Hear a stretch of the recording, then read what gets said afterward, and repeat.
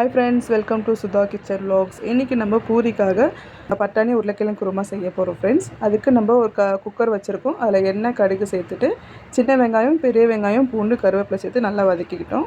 அது வதங்கினதுக்கப்புறம் தக்காளி, பச்சை மிளகாய் சேர்த்து நல்லா வதக்கி விட்டுக்கலாம். இது வதங்கின சேர்த்து நம்ம ஆல்ரெடி பட்டாணியும் உருளைக்கிழங்கு நம்ம வேக வச்சு எடுத்துட்டோம். இப்போ உருளைக்கிழங்குல தோல் எடுத்து மசிச்சு வச்சுக்கலாம். நம்ம இது சூப்பராக இருக்கும். பூரியோடு சேர்த்து சாப்பிடும்போது சப்பாத்தி, தோசை கூட சேர்த்து சாப்பிட்லாம்.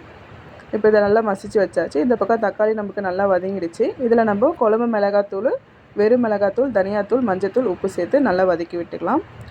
இந்த மசாலோடு சேர்த்து நல்லா எண்ணெய் பிரிஞ்சு வந்துடும். அந்த ஸ்டேஜுக்கு நமக்கு உருளைக்கிழங்கு, பட்டாணி சேர்த்து தேவையான அளவு தண்ணி வச்சு நம்ம இதை நல்லா கொதிக்க வச்சு எடுத்துக்கணும்.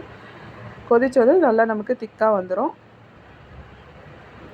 ஒரு 5 நிமிஷம் நல்லா கொதிச்சிச்சு. இப்போ இதுக்கு நம்ம தாளிப்பு சேர்த்துக்கலாம். அதுக்கு சோம்பு, பட்டை, லவங்கம், பிரியாணி இலை சேர்த்து நல்லா பொரித்து இதில் சேர்த்துட்டு உடனே மூடி வச்சிடணும். அப்போ தான் அந்த ஃப்ளேவர் நல்லா நமக்கு உள்ளே இறங்கியிருக்கும். ஸ்டவ் ஆஃப் பண்ணி விட்டுடலாம். இப்போ ஒரு 5 நிமிஷம் கழித்து பார்க்கலாம். இப்போ பாருங்கள், நமக்கு சூப்பராக ரெடியாகி வந்துச்சு பட்டாணி குருமா, உருளைக்கிழங்கு பட்டாணி குருமா. இப்போ நம்ம இதை பூரியோடு வச்சு சாப்பிட்லாம். நல்லா சுட சுட பூரி எண்ணெயில் போட்டு பொரித்து எடுத்துக்கிட்டோம்.